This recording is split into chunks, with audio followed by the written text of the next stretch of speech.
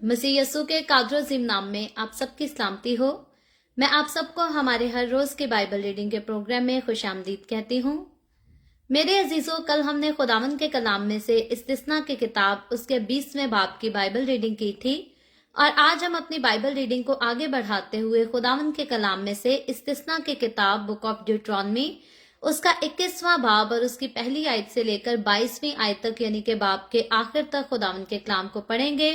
और इससे पहले मैं खुदावंद के कलाम को पढ़ना शुरू करूं, आप सबसे गुजारिश करती हूं कि आप जितने मेरे साथ ऑनलाइन आ चुके हैं जरूर इस वीडियो को अपनी वॉल पर और दूसरे ग्रुप्स में शेयर करें ताकि मजीद लोग हमें खुदावंद का कलाम सुनने के लिए ज्वाइन कर सकें। सो मेरे साथ आज सुबह सवेरे अपनी बाइबल मुकद्दस को खोलें और निकालें इस्तिस्ना की किताब बुक ऑफ ड्यूटरॉनमी उसका 21वां बाब और उसकी पहली आयत से यूं लिखा है, अगर उस मुल्क में जिसे खुदावंद तेरा खुदा तुझको कब्जा करने को देता है किसी मकतूल की लाश मैदान में पड़ी हुई मिले और ये मालूम ना हो कि उसका कातिल कौन है, तो तेरे बुजुर्ग और काजी निकलकर उस मकतूल के गिरदा गिर्द के शहरों के फासला को नापें और जो शहर उस मकतूल के सबब से सबसे नजदीक हो उस शहर के बुजुर्ग एक बचिया लें जिससे कभी कोई काम ना लिया गया हो और ना वो जुए में जोती गई हो, और उस शहर के बुजुर्ग उस बचिया को बहते पानी की वादी में जिसमें ना हल चला हो और ना उसमें कुछ बोया गया हो ले जाएं और वहां उस वादी में उस बचिया की गर्दन तोड़ दें। तब बनी लावी जो काहिन है नजदीक आए, क्योंकि खुदावंद तेरे खुदा ने उनको चुन लिया है कि खुदावंद की खिदमत करें और उसके नाम से बरकत दिया करें और उन्हीं के कहने के मुताबिक हर झगड़े और मार पीट के मुकदमा का फैसला हुआ करे। फिर इस शहर के सब बुजुर्ग जो उस मकतूल के सबसे नजदीक रहने वाले हों उस बचिया के ऊपर जिसकी गर्दन उस वादी में तोड़ी गई अपने अपने हाथ धोएं और यूं कहें कि हमारे हाथ से ये खून नहीं हुआ और ना ये हमारी आंखों का देखा हुआ है। सो ए खुदावंद, अपनी कौम इस्राएल को जिसे तूने छुड़ाया है माफ कर और बेगुनाह के खून को अपनी कौम इस्राएल के जिम्मा ना लगा, तब वो खून उनको माफ कर दिया जाएगा। यूं तू उस काम को करके जो खुदावंद के नजदीक दुरुस्त है बेगुनाह के खून की जवाबदही को अपने ऊपर से दूरो दफा करना। जब तू अपने दुश्मनों से जंग करने को निकले और खुदावंद तेरा खुदा उनको तेरे हाथ में कर दे और तू उनको असीर कर लाए और उन असीरों में किसी खूबसूरत औरत को देखकर तो उस पर फरिफ्ता हो जाए और उसको ब्याह लेना चाहे, तो तू उसे अपने घर ले आना और वो अपना सर मुंडवाए और अपने नाखून तरशवाए और अपनी असीरी का लिबास उतार कर तेरे घर में रहे और 1 महीना तक अपने माँ बाप के लिए मातम करे। इसके बाद तू उसके पास जाकर उसका शौहर होना और वो तेरी बीवी बने। और अगर वो तुझको ना भाए तो जहां वो चाहे उसको जाने देना, लेकिन रुपए की खातिर उसको हरगिज ना बेचना और उससे लौंडी का सा सलूक ना करना, इसलिए कि तूने उसकी हुर्मत ले ली है। अगर किसी मर्द की 2 बीवियां हो और एक महबूबा और दूसरी गैर महबूबा हो और महबूबा और गैर महबूबा दोनों से लड़के हों और पहलौठा बेटा गैर महबूबा से हो, तो जब वो अपने बेटों को अपने माल का वारिस करे तो वो महबूबा के बेटे को गैर महबूबा के बेटे पर जो फिल हकीकत पहलौठा है फौकियत देकर पहलौठा ना ठहराए, बल्कि वो गैर महबूबा के बेटे को अपने सब माल का दूना हिस्सा देकर उसे पहलौठा माने, क्योंकि वो उसकी कुव्वत की इब्तदा है और पहलौठे का हक उसी का है।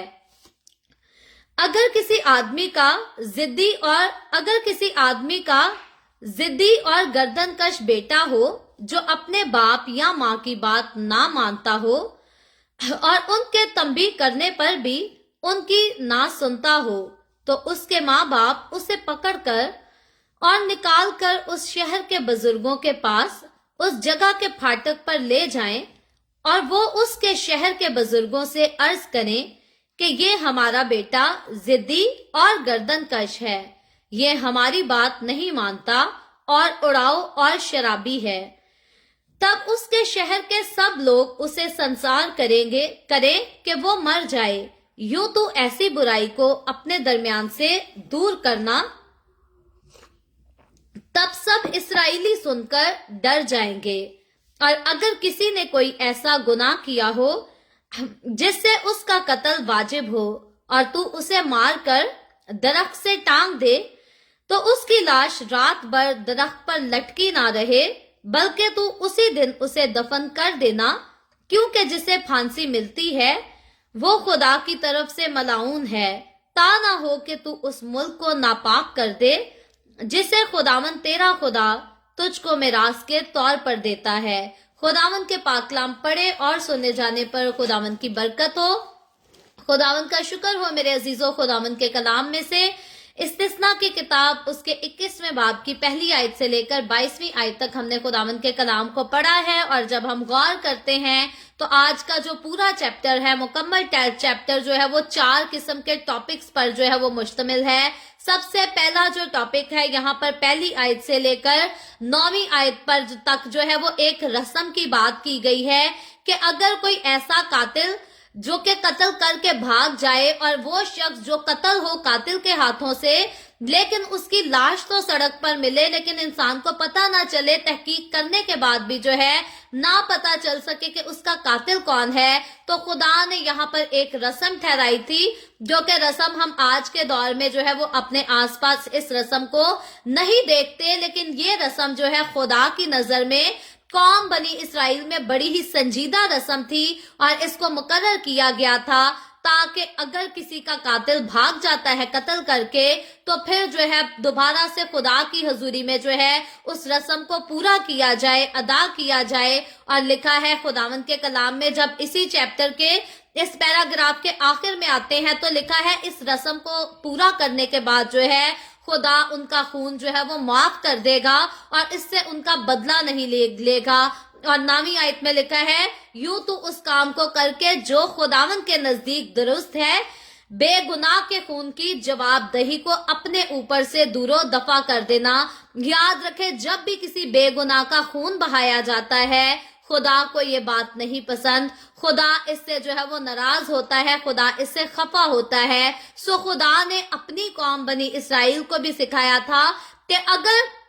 किसी बेगुनाह का खून हो जाए, किसी बेगुनाह का कत्ल हो जाए, तो इसलिए जो है उसकी माफी के लिए इनको जो है खुदा की नजर में ये रस्म अदा करनी होगी। इससे आगे चलकर जब 10वीं आयत की तरफ आते हैं तो 10वीं आयत से लेकर 14वीं आयत तक जो है वो असीर की हुई औरतों के बारे में बात की गई है। कल भी हमने जंग के ताल्लुक से सीखा था कि जब बनी इसराइली जंग करने जाएंगे तो क्या क्या उन्हें करना होगा, क्या क्या नहीं करना होगा। यहाँ हम देखते हैं कि जंग करने के दौरान अगर इसराइली फौजी जो है कोई औरत ले आए अपने साथ और लिखा है कि उसका दिल उसके ऊपर आ जाए, उसको उससे प्यार हो जाए, मोहब्बत हो जाए, उसको औरत बहुत ज्यादा पसंद आ जाए कि वो अपनी जिंदगी उसके साथ गुजारना चाहे, तो यहाँ 10वीं आयत से लेकर 14वीं आयत तक जो है यहाँ फिर से एक रस्म बताई गई है कि उस रस्म को फॉलो करके जो है वो उस औरत को अपनी बीवी बना सकता है। यहाँ हम देखते हैं कि ये खुदा की तरफ से जो है ये बहुत अहम हुक्म नहीं जारी हुआ था, बल्कि लोगों की जो है वो सख्त दिली की वजह से यहाँ खुदा के बंदा मूसा ने जो है इजाजत दी थी कि अगर नहीं रहा जाता तो फिर उस औरत को जो है वो जरूर अपनी बीवी बनाकर रखो, अलबत्ता बगैर निकाह किए, बगैर शादी के बंधन में बंधे जो है कोई किसी के साथ जिनाकारी ना करे। और यहाँ पर अगर शादी की इजाजत दी गई थी तो शादी की इजाजत जो है वो जिनाकारी से बचाव के लिए दी गई थी, क्योंकि बाइबल मुकद्दस जो है ना पुराने अहद की कलीसिया को और ना नए अहद की कलीसिया को किसी को भी जो है वो जिना की इजाजत नहीं देती। इसीलिए हम देखते हैं कि न्यू टेस्टामेंट में भी जो है खुदावन यीशु मसीह ने भी यही सिखाया کہ شادی کرنا، بیاہ کرنا جو ہے وہ سب میں عزت کی بات سمجھی جائے اور بستر جو ہے وہ زنا کاری کے داغ سے جو ہے وہ پاک اور صاف رہ سکے۔ یہاں پر اگر شادی کی اجازت دی گئی تھی تو وجہ یہی تھی کہ بنی اسرائیلیوں کے وہ لوگ جو کہ دوسری عورتوں پر مر مٹتے تھے، ان کو زنا کاری کے گناہ سے بچانے کے لیے یہاں پر جو ہے وہ شادی کے بندھن میں بندھ جانے کی اجازت دی گئی تھی۔ البتہ ہم دیکھتے ہیں کہ خداوند کا کلام جو ہے وہ غیر قوموں کی عورتوں سے یا غیر قوموں کے مردوں سے شادی کرنے کی اپنے قوم کے لوگوں کو اجازت نہیں دیتا۔ اگر کوئی غیر قوم میں سے ہمارے بیٹے یا بیٹی کے ساتھ شادی کرنا چاہتا ہے تو ضرور ہے کہ اس کو اپنا دین، اپنا مذہب جو ہے وہ چھوڑنا ہوگا اور ہمارے مذہب میں آنا ہوگا، تب اس صورت میں جو ہے شادی کر سکتے ہیں۔ اور صرف شادی کے لیے مذہب کی تبدیلی خداوند کا کلام نہیں سکھاتا۔ اگر کوئی اپنے سچے دل سے یسوع مسیح کو اپنا نجات دہندہ قبول کرتا ہے، اپنی زندگی مسیح کو دے دیتا ہے، تو پھر اس کے لیے ضروری ہے کہ وہ کسی بھی مذہب سے کیوں نہ آیا ہو، وہ مسیحی لڑکی سے شادی کر سکتا ہے۔ یا اگر کوئی عورت کسی بھی مذہب سے کیوں نہ آئی ہو، اگر اس نے مسیح کی محبت میں مسیحیت کو اپنایا ہے تو پھر اس کے لیے جائز ہے کہ وہ کسی بھی مسیحی مرد کے ساتھ جو ہے وہ شادی کر سکتی ہے اور نکاح کے بندھن میں بن سکتی ہے، بجائے اس کے کہ زنا کاری کرے۔ آگے چل کر ہم دیکھتے ہیں کہ خداوند نے کہا تھا کہ اگر تو نے اس کو اپنی بیوی بنا لیا اور بعد میں تیرا دل اس سے بھر جاتا ہے، تو اس سے سیٹسفائی نہیں ہوتا، تجھے پسند نہیں آتی، مزید تو اس کے ساتھ نہیں رہنا چاہتا، تو یہاں پر کہا تھا کہ اس کے ساتھ نوکروں کے جیسا سلوک بھی نہ کرنا، لونڈیوں کے جیسا سلوک نہ کرنا اور اسے بیچ بھی نہ ڈالنا۔ کیوں؟ میں آخری آیت پڑھتی ہوں، 14ویں آیت لکھا ہے، اور اگر وہ تجھ کو نہ بھائے تو جہاں وہ چاہے اس کو جانے دینا، یعنی کہ اس کی مرضی کے مطابق اس کو آزاد کر دینا، لیکن روپے کی خاطر اس کو ہرگز نہ بیچنا، بیچنے کی بھی اجازت نہیں عورت کو، اور اس سے لانڈی کا سلوک نہ کرنا، اس لیے کہ تو نے اس کی حرمت لے لی ہے۔ اگر تو نے کسی کو اپنا بنایا ہے تو دوبارہ اس کے ساتھ کسی قسم کا برا سلوک یہاں پر کرنے کی بائبل مقدس میں اجازت نہیں دی گئی تھی۔ اگر آج کے ہمارے مسیحی اس حوالے کو لے کر اپنی بیوی کو آزاد کرنے کی جو ہے وہ خواہش رکھیں تو یاد رکھیں بائبل مقدس میں مسیح کی کلیسیا کو جو ہے وہ طلاق کی اجازت نہیں دی گئی، اور لکھا ہے کہ اگر کوئی اپنی بیوی کو طلاق دیتا ہے تو وہ اس سے زنا کراتا ہے، کیونکہ جب کوئی اپنی بیوی کو آزاد کر دیتا ہے تو جو چاہے اس کی بیوی کے ساتھ جیسا سلوک کرے، یا اس کی بیوی جس کے مرضی جو ہے وہ باتوں میں آ جائے، جس کے مرضی پیار محبت میں آ جائے اور زنا کاری کرنے لگے، خدا کے نزدیک یہ سارے کام جو ہے وہ مکروہ ہے اور خداوند کو ان سے نفرت ہے۔ اسی لیے بائبل مقدس میں مرد کو جو ہے وہ اپنی بیوی کو طلاق دینے سے منع کیا گیا ہے، انلیس کے شادی کے بندھن میں بندھے ہوئے جو ہے وہ میاں بدکاری کر جائے یا بیوی بدکاری کر جائے، اس کنڈیشن میں اگر شوہر زناکاری میں پڑ گیا یا بیوی زناکاری میں پڑ گئی، اس کنڈیشن میں تو ڈیورس ہو سکتی ہے۔ اس کے علاوہ اور کوئی کنڈیشن بائبل مقدس نہیں رکھتی کہ کوئی بھی شوہر اپنی بیوی کو طلاق دے دے اور کہے کہ آپس میں نہیں بنتی تو ہم الگ الگ رہیں گے اور خوش رہیں گے۔ آگے چل کر دیکھتے ہیں 15ویں آیت میں جو ہے 15ویں آیت سے لے کر 17ویں آیت تک جو ہے یہاں پر ایک اور نئے ٹاپک پر بات کی گئی ہے۔ یہاں پر پیلوٹے کا جو ہے حق وراثت یہاں پر بیان کیا گیا ہے کہ ہم دیکھتے ہیں کہ یہودیوں میں بھی یہ اصول پایا جاتا تھا کہ جو پیلوٹا ہوتا تھا باپ کی جائیداد کا زیادہ حصہ جو ہے وہ اسے دیا جاتا تھا، پھر گھر پر باقی سارے بہن بھائیوں کو، چھوٹے جتنے بھی بہن بھائی ہوتے تھے، گھر کا انتظام سارا پیلوٹا کنٹرول کرتا تھا، اپنے بہن بھائیوں کی زندگیوں کو بھی جو ہے وہ پیلوٹا بچہ جو سب سے پہلے پیدا ہوتا تھا وہ کنٹرول کیا کرتا تھا۔ تو جو حق پیلوٹے کا تھا وہ حق اور کسی دوسری اولاد کو نہیں دیا گیا تھا۔ البتہ اولاد ماں باپ کے لیے جو ہے وہ پہلی ہو، دوسری ہو، تیسری ہو، سبھی برابر ہیں، لیکن پیلوٹے کو اعلیٰ رتبہ جو ہے وہ خدا نے دیا تھا، اور اگر خدا کسی کو اچھا مقام دیتا ہے تو میں اور آپ ہم خدا کی مرضی کے اگینسٹ نہیں جا سکتے۔ اسی لیے ہم دیکھتے ہیں کہ یہاں پر ایک کنڈیشن جو ہے وہ اور بیان کی گئی ہے کہ اگر کسی مرد کی 2 بیویاں ہوں، کیونکہ ہم دیکھتے ہیں کہ شریعت میں लोग जो है वो आम एक बीवी से ज्यादा बीवियों को रखा करते थे। एक बीवी से ज्यादा बीवियां रखने का हुक्म जो है वो खुदा की तरफ से नहीं जारी किया गया था। अलबत्ता खुदा ने इसकी इजाजत तो नहीं दी थी, खुदा ने इसका हुक्म तो नहीं दिया था, लेकिन तब तक हम देखते हैं कि इस बात पर अभी पाबंदी भी नहीं लगाई गई थी। आगे चलकर हम बीवियों के बारे में और भी देखेंगे, सुलेमान के बारे में पढ़ेंगे तो हमें काफी कुछ सीखने को मिलेगा। तो यहाँ पर कंडीशन बताई गई है, अगर एक मर्द के पास 2 बीवियां हैं, एक से तो वो बहुत मोहब्बत करता है, महबूबा का वर्ड लिखा गया है यहाँ पर कि एक तो उसकी महबूबा है, उसके दिल के बहुत प्यार करीब रहती है, वो उससे बड़ा इश्क करता है, और दूसरी बीवी जो है उससे नहीं पसंद, उससे वो प्यार मोहब्बत नहीं करता, लेकिन औलाद उसके पास दोनों की तरफ से है।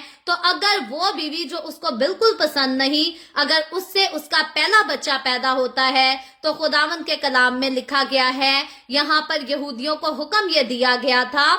कि जो पहले पैदा होगा, फिर किसी भी बीवी से पैदा क्यों ना हो, महबूबा से हो या वो जो नहीं महबूबा, किसी से भी हो, जो पहलौठा है उसी को पहलौठे का हक दिया जाए। फेवरेटिज्म यहाँ पर जो है वो नहीं किया जा सकता, क्योंकि खुदा ने इसकी इजाजत नहीं दी थी। आज कई पेरेंट्स जो है वो अपने बच्चों में तरफदारी करते हैं, या तो माँ कहती है जो सबसे बिगड़ा हुआ बच्चा है मैं उसे जो है वो सबसे ज्यादा प्यार दूंगी, बाप कहता है जो सबसे वफादार बच्चा है मैं उसे ज्यादा प्यार दूंगा। याद रखे खुदावंद का कलाम जो है जिस तरह से जिस चीज को डील करना सिखाता है, बेहतर है कि हम उन सारी चीजों को, उन सारे मामलात को खुदा की मर्जी और खुदावंद के कलाम के मुताबिक डील करें। क्यों? क्योंकि जब हम खुदा की मर्जी को पूरा करते हैं, कबूल करते हैं, उसको अमल में लाते हैं, तो खुदावंद इससे जो है वो खुश हो जाता है। इससे आगे बढ़कर जब हम 18वीं आयत की तरफ आते हैं,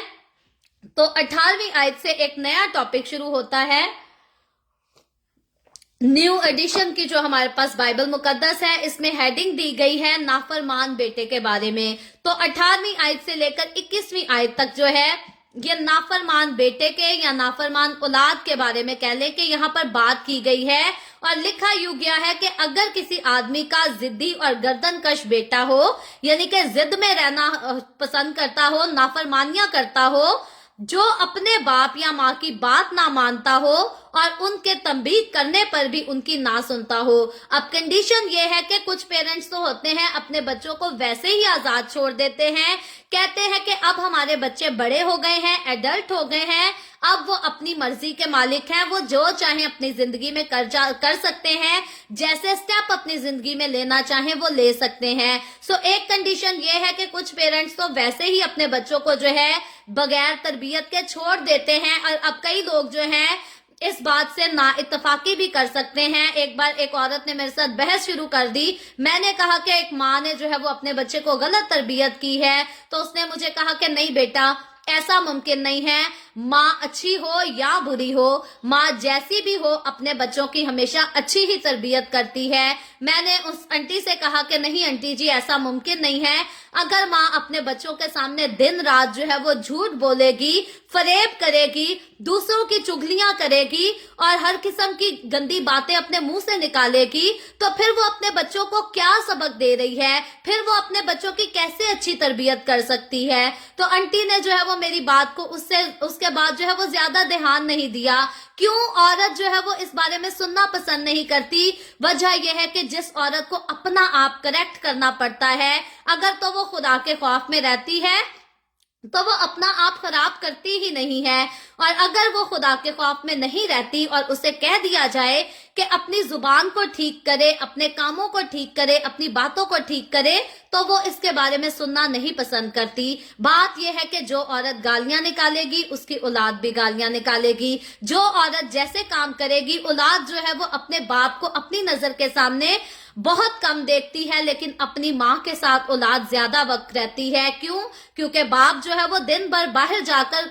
कमाने के लिए जाता है, नौकरी करता है, लेकिन माँ जो है वो सुबह भी अपने बच्चों को उठाती है, नाश्ता कराती है, बच्चे स्कूल से आ जाते हैं उनको लंच देती है, सारी शाम बच्चों के साथ रात तक रहती है, रात को अपने बच्चों को जो है वो खुद सुलाती है। सो बच्चे हमेशा अपने बाप से ज्यादा जो है वो अपनी माँ को फॉलो करते हैं, अपनी माँ को वॉच करते हैं, और जो माँ की सलाहियतें होती हैं जो माँ का किरदार होता है, जो माँ की बातें होती हैं, वो हमेशा उसकी औलाद में जो है वो बाप की निस्बत ज्यादा कसरत के साथ जो है वो ट्रांसफर हो जाती हैं। सो इसलिए जरूरत इस बात की है कि हर माँ और बाप जो है वो अपने बच्चे को तंबीह करे, उनकी तरबियत करे, और जो बगैर तरबियत के छोड़ा हुआ बेटा होता है वो हमेशा अपने माँ और बाप के लिए बदनामी का बायस बनता है। सो यहाँ जिस बारे में बात की जा रही है 18वीं आयत से लेकर 21वीं आयत तक, यहाँ उस औलाद की बात नहीं की जा रही जो कि बेतरबियत छोड़ दी गई हो, बल्कि यहाँ पर वो उस औलाद की बात की जा रही है जिसकी तरबियत भी की जा रही है, जिसको उसके माँ बाप तंबीह भी करते हैं कि बेटा जिस रास्ते पे तू चल रहा है ये रास्ता तेरे लिए ठीक नहीं है, ये रास्ता तुझे कुछ फायदा नहीं देगा। और अपने माँ बाप की तरबियत के बाद भी जो है औलाद अपने माँ बाप की बात पर तवज्जो नहीं करती, उनका हुक्म भी मानना नहीं पसंद करती, और हर तरह से अपने माँ बाप की इंसल्ट भी करती है, उनको इग्नोर भी करती है, रद्द ही कर देती है। तो ऐसों के लिए लिखा था 19वीं आयत में आगे चलकर, उसके माँ बाप उसे पकड़कर और निकाल कर उस शहर के बुजुर्गों के पास उस जगह के फाटक पर ले जाएं, और वो उसके शहर के बुजुर्गों से अर्ज करें कि ये हमारा बेटा जिद्दी और गर्दनकश है। अब बुजुर्ग फाटक किस जगह पर लेकर जाने के लिए जो है यहाँ पर माँ बाप को हुक्म दिया गया था, ये वही जगहें थी जहाँ पर इंसाफ हुआ किया करता था, जहाँ पर जो है बातचीत होती थी, मसले मसाइल सुनाए जाते थे और उनको हल करने का जो है वो रास्ता निकाला जाता था। आज तक जो है वो गांव साइड पर पंचायतें जो है वो बिठाई जाती हैं। आज से 20 साल 25 साल पहले जाएं तो पंचायतों का बहुत ज्यादा सिलसिला जो है वो जारी हम देखते थे। तो ये भी एक पंचायत की तरह की एक किस्म थी। तो लिखा है कि फिर अपने माँ बाप जो हैं अगर उनका बच्चा तरबियत पर भी कान नहीं लगाता, तंबीह को भी नहीं मानता, तो फिर उनके पेरेंट्स जो है जाकर बड़े बुजुर्गों के पास ले जाएं और लिखा है उनको बताएं कि ये हमारी बात नहीं मानता और अड़ाऊ और शराबी है, यानी कि ये पैसे भी खर्चता है, पैसा जाया भी करता है, शराब नोशी भी करता है और हर तरह से जो है ये अयाशी की जिंदगी गुजारता है। आज अगर हम देखें तो अयाश लोगों की जो है हमें माशरे में कमी नजर नहीं आएगी। अयाशी आज भी जो है औलाद में कसरत से पाई जाती है, बल्कि जैसे जैसे वक्त आगे बढ़ता है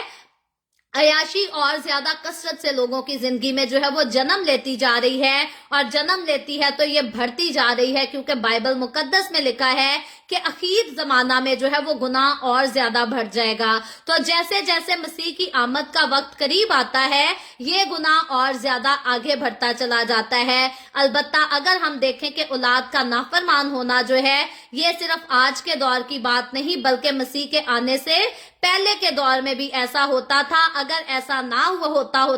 तो फिर ऐसी औलाद के लिए यहाँ पर शरीयत के वक्त जो है कानून और असूल मुकर्रर भी ना किए जाते। सो यहाँ पर इनकी बात की गई थी, मतलब ये है कि उस वक्त भी नाफरमान औलाद थी, उसके बाद भी थी, आज भी है और फ्यूचर में भी जो है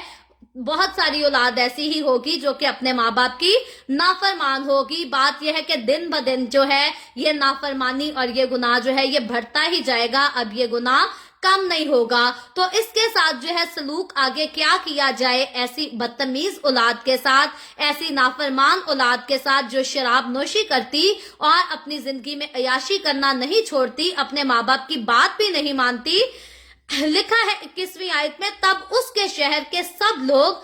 उसे संसार करें कि वो मर जाए। क्या ही खतरनाक और बदतरीन सजा थी नाफरमान औलाद के लिए। आज तो जिस बच्चे का दिल करता है अपनी जिंदगी अपनी मर्जी से गुजारने की बात करता है। याद रखे वो बच्चे जो खुदा की वफादारी में इंडिपेंडेंटली चलते हैं वो गुनाह नहीं करते, वो बुरा काम नहीं करते। बहुत सारे घरों के ऐसे भी असूल हैं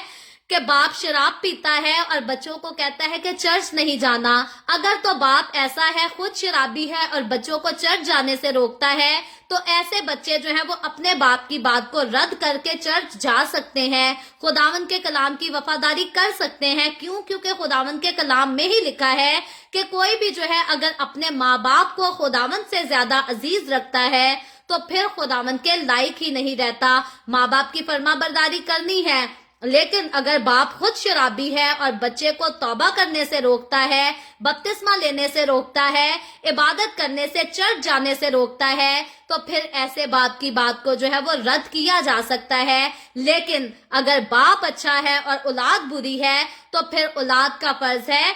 कि वो अपने माँ बाप की तरबियत पर कान लगाएं और उसको माने, उस पर ध्यान करें, उसकी वफादारी करें, क्योंकि जो अपने माँ बाप की तरबियत पर कान लगाता है, बाइबल मुकद्दस बताती है कि उसकी उम्र भी जो है वो भी बढ़ा दी जाएगी और वो हमेशा सरफराज होगा, वो हमेशा कामयाब होगा और खुदावंद जो है उसकी उम्र को जमीन पर दराज करेगा। सो शरीयत के दौर की तरफ वापस चलें तो नाफरमान औलाद की जो सजा ठहराई गई थी उसको संसार करना। अगर कोई अपने माँ बाप की तरबियत को तर्क करके गुनाह नहीं छोड़ता, बुरे काम नहीं छोड़ता, तो वो संसार किया जाएगा और किए जाते थे। लिखा है यूं तू ऐसी बुराई को अपने दरमियान से दूर करना। सो सजाएं सख्त थी। इन सजाओं का सख्त होने का मतलब ये था, वजह ये थी कि बुराई, हर किस्म की बुराई जो है खुदा की कौम से, खुदा के लोगों में से जो है वो दूर की जाए। और लिखा है तब सब इस्राएली सुनकर डर जाएंगे। यानी कि अगर किसी एक ने अपने माँ बाप की नाफरमानी की है, उनकी तरबियत पर कान नहीं लगाया और उसको माशरे ने मिलकर संसार किया है, तो दूसरी औलाद अगर अपने माँ बाप की नाफरमानी करती है तो उसे वहीं से सबक मिल जाएगा कि अगर मैं अपने माँ बाप की तरबियत पर कान नहीं लगाऊंगा, अगर मैं नाफरमान ही रहूंगा, तो मेरी भी यही सजा होगी। सो इंसान को बुरे कामों से बचाने के लिए जो है वो शरीयत में सख्त सजाओं का ऐलान किया गया था। अब हम देखते हैं कि ये सख्ती का दौर नहीं, फजल का दौर है, क्योंकि खुदावंद यीशु मसीह ने सलीब पर लटक कर जो है हर एक के लिए तौबा के दरवाजे को खोल दिया है। और अब ये तौबा का दरवाजा जो खुला है, इसमें इंसान ने किसी भी किस्म के गुनाह किए क्यों ना हो, हर किस्म का गुनाह जो है वो माफ किया जाता है और नई जिंदगी दी जाती है। नई जिंदगी मसीह में जो मिलती है वो कभी भी खत्म होने वाली नहीं होती, बल्कि वो खूबसूरत, मुकद्दस, पाक और रास्तबाजी की जिंदगी होती है। इससे आगे चलकर हम अपनी आखिरी आयत की तरफ आते हैं, तो यहाँ पर एक और नई बात की गई है। लिखा है और अगर किसी ने कोई ऐसा गुनाह किया हो जिससे उसका कत्ल वाजिब हो और तू उसे मारकर दरख्त से टांग दे, तो उसकी लाश रात भर दरख्त पर लटकी ना रहे। अब यहाँ पर ये कंडीशन है कि अगर कोई वाजिबुल कत्ल इंसान जिसको कत्ल कर दिया जाता है, जैसे हम इसी के बारे में अगर गौर करें कि ऐसी औलाद जो नाफरमान है और अपने माँ बाप की तरबियत को नहीं मानती, उसको जो है वो संसार किया जाता है। तो इसी तरह अगर कोई शख्स वाजिबुल कत्ल है, कत्ल के लायक है और उसको मारा जाता है, तो यहाँ पर रस्म थी जो यहूदी अदा किया करते थे कि उसको मारकर जो है वो दरख्त पर टांगा जाता था। लिखा है तू उसकी लाश रात भर दरख्त पर लटकी ना रहने देना, बल्कि तू उसी दिन उसे दफन कर देना। अब यहाँ पर हम देखते हैं कि ऐसा शख्स जो कि मौत के लायक है, उसकी लाश को भी बेहुरमत करने की खुदा ने यहाँ पर इजाजत नहीं दी थी। उसके लिए यही सजा काफी थी कि उसको मारकर खत्म करके जो है वो दरख्त पर लटका दिया जाए, लेकिन रात होने से पहले जो है उसको जरूर जो है वहां से उतारना होता था। लिखा है क्योंकि जिसे फांसी मिलती है वो खुदा की तरफ से मलाऊन है। यानी कि जिसको फांसी दी गई है, जिसको दरख्त पर लटकाया गया है, वो खुदा की तरफ से मलाऊन है, लानती है। मैं और आप देखते हैं यीशु मसीह जब सलीब पर लटका, तो सलीब पर लटका तो यीशु मसीह मेरे और आपके, हमारे गुनाहों की माफी के लिए लानती मौत मरा। और यीशु मसीह अगर हमारे गुनाहों की लानत को अपने ऊपर ना लेता, तो फिर तौबा का दरवाजा भी कभी ना खुलता। तौबा का दर खुला तो यीशु मसीह के कफारे से खुला, और अब उसी कफारे में, क्योंकि मेरे और आपके, हमारे गुनाहों की लानत यीशु ने अपने ऊपर ले ली, और अब हम लानती नहीं कहलाते, बल्कि अब हम बरकत के वारिस कहलाते हैं। लेकिन याद रखें, बाइबल मुकद्दस क्लियरली बताती है जो बरकत का वारिस नहीं है वो लानत का वारिस है। सो मुझे और आपको केयरफुल रहना है, हर रोज अपनी जिंदगी पर गौर करना है क्या हमारी जिंदगी में ऐसे काम पाए तो नहीं जाते, या क्या हमारी जिंदगी में ऐसे काम इंटर होने की कोशिश तो नहीं कर रहे जिनकी वजह से हम बरकत के वारिस की जगह लानत के वारिस ठहर जाएंगे। सो खुदावन यीशु मसीह ने हमारे गुनाहों की लानत को अपने ऊपर लेकर हमें बरकत के वारिस ठहराया है, और अब हमें इस बरकत में कायम रहना है। लिखा है, ता ना हो कि तू उस मुल्क को नापाक कर दे जिसे खुदावन तेरा खुदा तुझको मिरास के तौर पर देता है। बनी इसराइल को खुदा ने मुल्क कनान दिया, जिसका उन्हें वारिस बनाया। खुदा ने एक बार नहीं, बार बार हर कदम पर उनको यही सिखाया कि जो मुल्क तुझे खुदा ने दिया है तू उसको नापाक ना करना, किसी भी बात की वजह से, किसी भी काम की वजह से ना करना। मैं और आप जब हम नए अहद की कलीसिया हम बात करते हैं तो नए यरूशलेम में तो कोई गुनाह नहीं होगा। फ्यूचर में जब फिरदौस में हमें ले जाएंगे तो वहां पर तो किसी किस्म का गुनाह नहीं होगा, कोई नापाकी नहीं होगी। सो मसीह में रहते हुए खुदावन आज इस कलाम के वसीला से मुझे और आपको हमें यह सिखाता है कि वो जिंदगी, वो पाकीज़गी जो मसीह यीशु में हमने पाई है, हमने इसको जो है वो नापाक नहीं करना, हमने इसको खराब नहीं करना, दागदार नहीं करना, क्योंकि हम यीशु मसीह के खून से धुलकर पाक और साफ हुए हैं। और अब हमारी रिस्पॉन्सिबिलिटी है, अब हमारी जिम्मेदारी है कि हमने अपनी अंदरूनी जिंदगी को और बहरूनी जिंदगी को मुकम्मल तौर पर यीशु के डर और खौफ में रहते हुए जो है वो पाक और साफ ही रखना है, वैसा ही पाक और साफ जैसा हमारा खुदावन यीशु पाक साफ है। सो खुदावन आज के कलाम के वसीला से मुझे और आपको, हम सबको बहुत बरकत दे। अभी हम दुआ करेंगे, और इससे पहले मैं दुआ करूं, आप सबसे गुजारिश करती हूं, आपके पास कोई भी प्रेयर रिक्वेस्ट है तो आप नीचे कमेंट में लिख सकते हैं। आए हम सब दुआ करेंगे। Hallelujah, hallelujah. प्यार से भरे जिंदा आसमानी बाप, मैं तेरे प्यारे बेटे अपने प्यारे खुदावन यीशु मसीह नासरी के नाम में तेरे कदमों में आती हूँ। तेरी शुक्रगुजारी करती हूँ इस वक्त के लिए जो तूने हमें बख्शा, ताकि हम तेरे कदमों में आए, तेरे पाक कलाम को पढ़कर, सुनकर, सीख सकें और तुझसे बरकत हासिल कर सकें। ऐ बाप आसमानी, जितने लोग मेरे साथ ऑनलाइन आए हैं तेरे कलाम को सीखने के लिए, या जो लोग बाद में ऑनलाइन आकर तेरे कलाम को सीखेंगे, अपने तमाम लोगों पर अपना हाथ बढ़ाना, बरकत बख्शना, इनके घरानों को बरकत बख्शना और फजल बख्शना के तेरा कलाम जो तेरे लोगों की जिंदगियों में बोया गया है यीशु मसीह नासरी के नाम में 100 गुना फल लाने वाला हो सके। इसी तरह बाप आसमानी, जितने लोगों ने इस वीडियो के नीचे कमेंट्स में अपनी अपनी दरखास्तें लिखी हैं, मैं तेरी बंदी होते हुए तेरे लोगों की तमाम दरखास्तों को तेरे सामने पेश करती हूँ। तुझसे मिन्नत करती हूँ, दरखास्त करती हूँ, अपने लोगों के साथ हो। तमाम तरह की बीमारियों से, दुखों, तकलीफों, परेशानियों से अपने लोगों को आजाद कर, ताकि तेरे लोग आजाद होकर तेरी शुक्रगुजारी करें, तेरे नाम की गवाही दे सकें। जो बहनें भांज हैं खुदावंद, उन पर भी रहम कर, उनको औलाद दे ताकि वो औलाद वाली होकर तेरी शुक्रगुजारी करें। और जो लोग बेरोजगार हैं खुदावंद, तो उन पर भी रहम कर और उनको अच्छे रोजगार मुहैया करते। इसी तरह बाप आसमानी, मैं तेरे तमाम खादमों को, मुकद्दसीन को, पाकलीसियों को, परस्तारों को तेरी हुजूरी में याद करती हूँ। हर एक पर अपना हाथ बढ़ा, अपनी पनाह में लिए रख, अपनी जलाल, अपनी गवाही के लिए और ज्यादा सबको कसरत से इस्तेमाल कर। मुझ पर अपना हाथ बढ़ा, the way of haven Facebook page पर, सारी मिनिस्ट्री पर अपना हाथ बढ़ा, अपने जलाल के लिए, रूहों की नजात के लिए और ज्यादा कसरत से इस्तेमाल कर।